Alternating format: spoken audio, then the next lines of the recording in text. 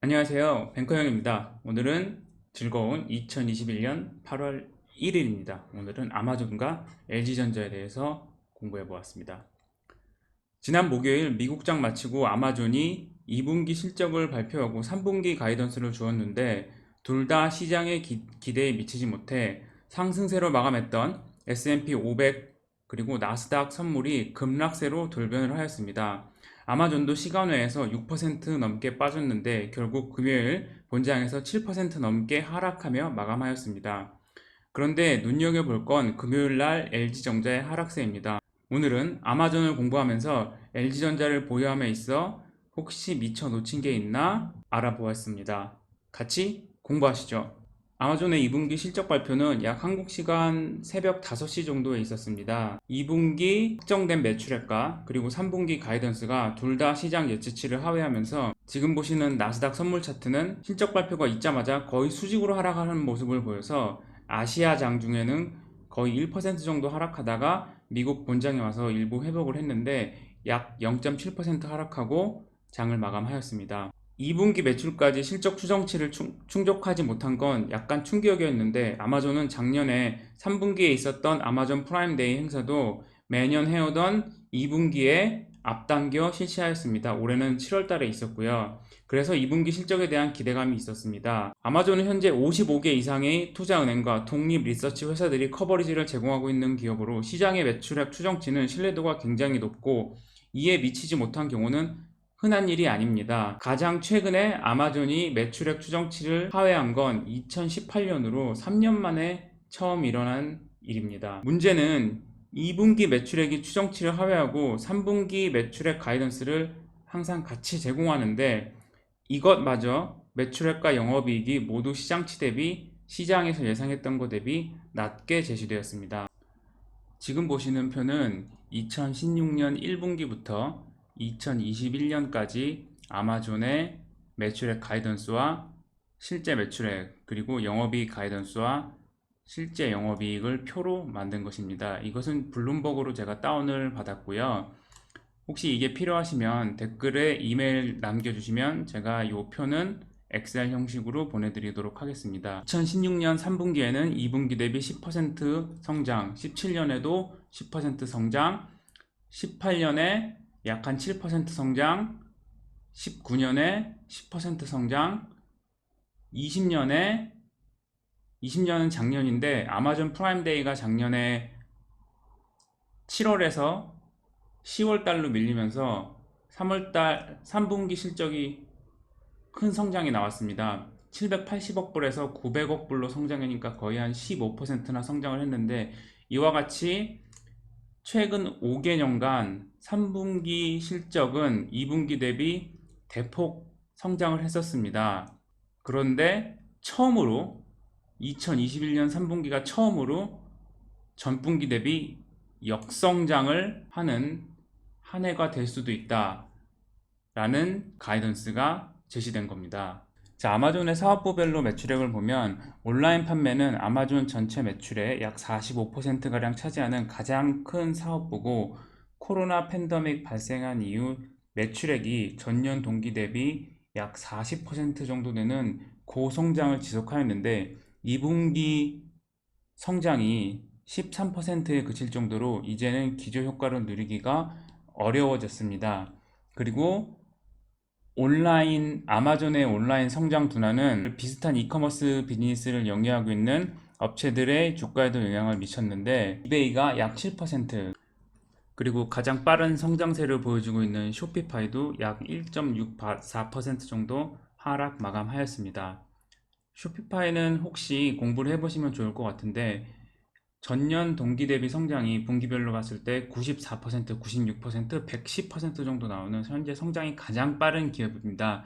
그런데 올해 연말 실적 기준으로 봤을 때 약 퍼가 288배로 비싼 점은 감안하셔야 될 것 같습니다. 자, 네 번째, 온라인 스토어 말고 다른 부분은 어땠나?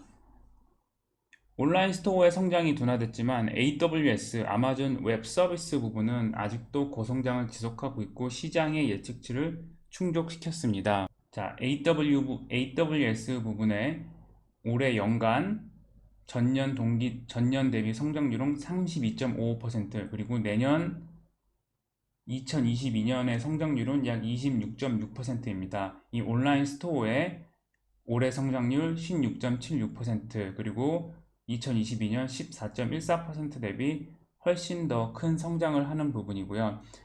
아직까지는 이 온라인 비즈니스 대비 실적이 크진 않지만 굉장히 빠른 성장을 하고 있는 부분으로 이 부분이 아마존의 고 PER을 정당화하는 이유로 사용되기도 하였습니다. 자, 지금 보시는 차트는 미국의 소비자들이 제품을 구입할 때 어디서부터 찾아보는지를 설문조사한 차트인데, 아마존부터 찾아본다가 가장 높게 나왔습니다. 2020년에 칸타라는 기관에서 서베이를 했는데 아마존과 월마트가 둘 다 63%. 일단 뭐를 산다고 할 때 어디서부터 찾아보냐? 아마존과 월마트에서 찾아본다는 대답이 약 63%로 가장 높게 나왔습니다. 아마존은 단일 유통 기업이 아니라 북미 전체 온라인 유통 시장의 온도를 잴 수 있는 바로미터와 같다라고 보시는 게 더 맞는 말일 것 같습니다. 그럼 아마존에서 가장 많이 팔리는 제품이 뭔가? 그리고 아마존이 전체 미국 시장에서 얼마나 차지하나? 아마존은 전체 미국 이커머스 시장에서 약 49.1%를 차지합니다.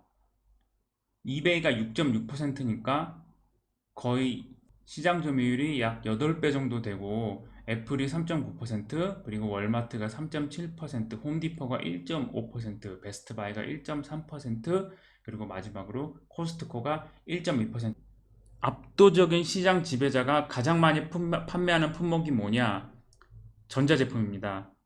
복수 응답을 고려했을 때 가장 아마존에서 자주 구입하는 품목이 뭐냐? 라는 설문조사에는 44%가 전자제품, 일렉트로닉스라고 대답을 하였습니다. 이와 같은 사실은 2020년 프라임데이 매출에서도 확인할 수 있는데요. 전자제품으로 분류된 제품의 판매가 32%로 가장 높았습니다. 아마존에 대해 정리를 해보고 LG전자로 넘어가도록 하겠습니다.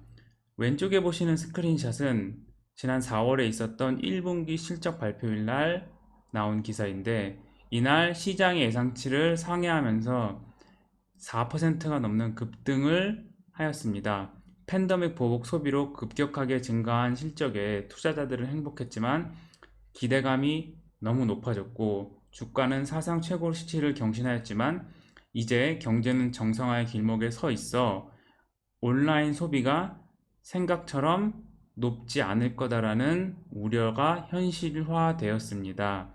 아마존의 주가는 현재 12개월 포워드 EPS 대비 약 59배 거래되고 있는데, 이와 같은 높은 멀티플은 미국의 다른 메가캡 주식과 비교해보면 약간 높은 수준입니다. 애플은 현재 12개월 포워드 EPS 대비 26배, 마이크로소프트 32배, 페이스북 24배로 거래가 되고 있습니다. 그렇기 때문에 성장에 민감한 투자자들이 이번 2분기 결과와 3분기 가이던스에 민감하게 반응한 게 아닌가 하는 생각을 해봅니다. 정말 눈높이를 많이 조정해야 되나? 지금 보시는 차트는 미국의 주요 IB와 독립 리서치 회사들의 아마존에 대한 실적 추정치입니다. 이전 슬라이드에서 말씀드린 것처럼 AWS 부분은 아직도 고성장을 지속하고 있습니다. 그래서 대부분의 IB와 독립 리서치 회사들은 매수 또는 아웃퍼폼, 오버웨이트 의견을 유지하고 있으며, 비록 주가 조정은 목표 주가는 약간 하향하였지만 긍정적인 의견을 대체적으로 유지하고 있음을 알 수 있습니다. 한 가지 더 생각해 볼 건, 이번 2분기 실적 발표는 제프 베이조스가 CEO에서 물러나고 앤드류가 CEO가 된 이후 있었던 첫 번째 실적 발표라는 것입니다. 과연 고성장, 고실적을 이루어냈던 제프 베이조스의 발자취를 현 CEO인 앤드류가 쫓아갈 수 있을지, 이 부분도 시장 참여자들이 면밀하게 검증하려 들 것이라고 생각됩니다. 자, LG전자 결론으로 넘어가 보도록 하겠습니다. LG전자의 글로벌 피어도 그러면 하락을 했나 살펴보면 중국의 하이어를 제외하면 미국의 월풀과 스웨덴의 일렉트로룩스 모두 조정을 받았는데 양사는 글로벌 시장에서 LG전자와 직접적인 경쟁을 하는 상대입니다. 한 가지 다른 점은 월풀과 일렉트로룩스 둘 다 LG전자와 같이 급성장하는 전기차 부품 사업부가 없다는 점입니다. 그래서 두 회사 모두 트레일링 PER 기준으로 볼 때 LG전자 대비 싸게 거래되고 있는 종목입니다. 트레일링 PER은 직전 2020년도 기준 실적으로 봤을 때 올해 주가를 보면 싸다는 얘기입니다. 성장에 의문이 들어 올해 예상 실적을 조정해야 한다면 가장 높은 성장세를 보여줄 것으로 기대되던 LG전자를 매도 또는 공매도하고 이 두 회사들을 매수하는 전략이 실행될 수 있다고 생각을 합니다. 19만 7천 주의 공매도가 나왔는데 이는 전일 대비 약 19배 정도 증가한 공매도 수량이고 지난 7월 7일 2분기 실적 발표일 날 있었던 공매도 수량 이후 최대치입니다. 하지만 글로벌 피어 대비 많이 빠졌다고 저는 생각이 들고 만약에 내일 더 빠진다 하면은 내일 천천히 더 사볼 생각입니다. 마지막으로 생각해 볼 것들. 자, 왼쪽에 보시는 차트는 LG전자의 VS 사업부의 영업이익률 차트입니다. 일회성으로 잠깐 잘 나왔었던 2015년을 제외하고는 VS 사업부는 흑자를 낸 적이 단 한 번도 없습니다. 그리고 2020년 2분기에 가장 실적이 나빴는데 가장 실적이 나빴었는데 그 이후로 급 반등을 해서 흑자 전환이 될 거라는 기대가 시장 참여자들에게 있었는데 그 시점이 조금 늦춰지는 게 아닌가 하는 좀 걱정이 있고요. 보시면은 반등을 했다가 다시 내려오고 있습니다. 영업이익률이 흑자 전환을 못하고 다시 내려왔는데 아마 4분기 아니면 늦어도 내년 1분기에는 흑자로 전환될 것이다라는 게 시장의 좀 컨센서스인 것 같습니다. 그리고 설마 비록 흑자지만 그리고 비록 적자지만 눈여겨봐야 되는 건 이 오른쪽의 차트입니다. VS 사업부의 매출액 추이인데 정말 급성장을 하고 있습니다. 매출이 늘고 영업이익이 흑자로 가느냐 마느냐 하는 상황에서는 좋은 뉴스 플로우, 예를 들면 추가 공급, 그리고 유럽 자동차 시장에서 점유율 확대 등의 뉴스가 나온다면 저는 LG전자의 주가 방향을 바꿀 수도 있다고 생각합니다. 그리고 마지막으로 실적 발표 일정 체크해보고 오늘 영상 마치도록 하겠습니다. 아마존의 3분기 실적 발표는 10월 29일에 예정되어 있고 이베이는 2분기 실적 발표가 8월 11일 날 있습니다.